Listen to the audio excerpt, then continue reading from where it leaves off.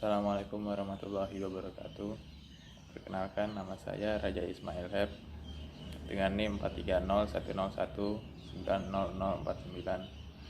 Di sini saya akan menerangkan materi mata kuliah Manajemen Sumber Daya Manusia dengan tema motivasi. Kita awali dengan pengertian motivasi. Motivasi adalah suatu proses yang menjelaskan intensitas, arah, dan ketekunan seorang individu untuk mencapai tujuannya. 3 elemen utama dalam definisi motivasi itu adalah intensitas, arah, dan ketekunan.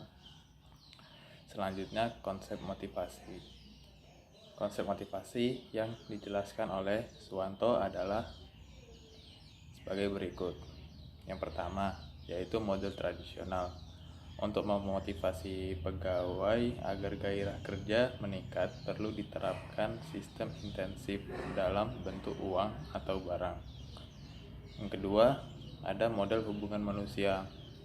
Untuk memotivasi pegawai agar gairah kerjanya meningkat adalah dengan mengakui kebutuhan sosial mereka dan membuat mereka merasa berguna dan penting.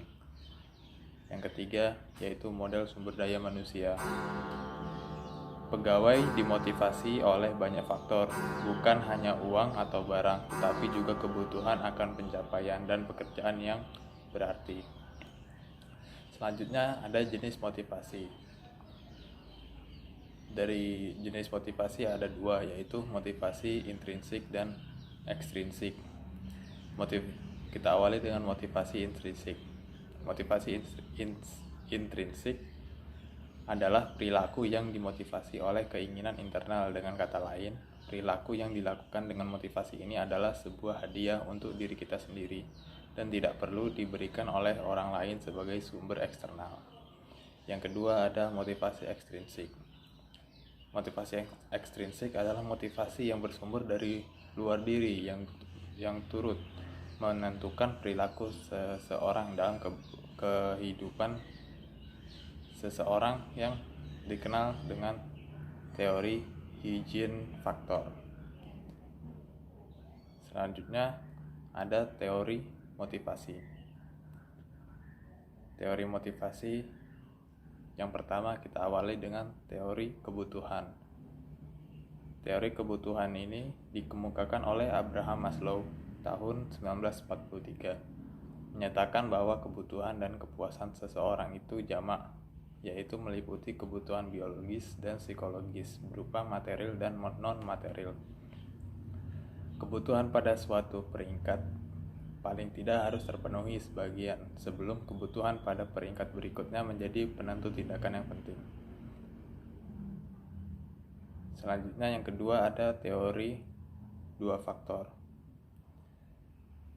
Teori 2 faktor yang dikemukakan oleh Herzberg pada tahun 1966. Ada 2 jenis faktor yang mendorong seseorang untuk berusaha mencapai kepuasan dan menjauhkan diri dari ketidakpuasan.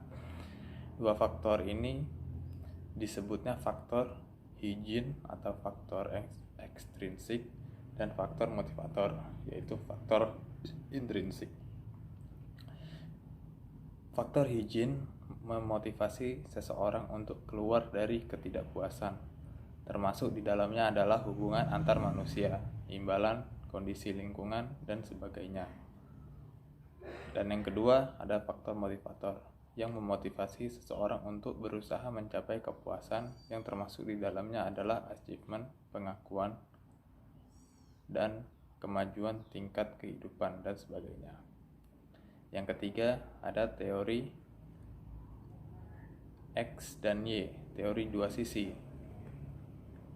yang dikemukakan oleh Douglas McGregor.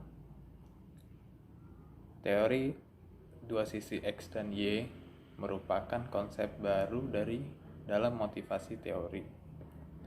X dalam motivasi teori X merupakan pandangan tradisional yang melihat sisi negatif dari seorang individu dan sebaliknya teori Y merupakan pandangan tentang manusia modern yang melihat hal-hal positif dari individu dalam organisasi. Yang keempat, ada teori kebutuhan berprestasi atau teori motivasi achievement dari McClellan. Motivasi berprestasi adalah suatu keinginan yang ada di dalam diri seseorang yang mendorong orang tersebut untuk berusaha mencapai suatu standar atau ukuran keunggulan.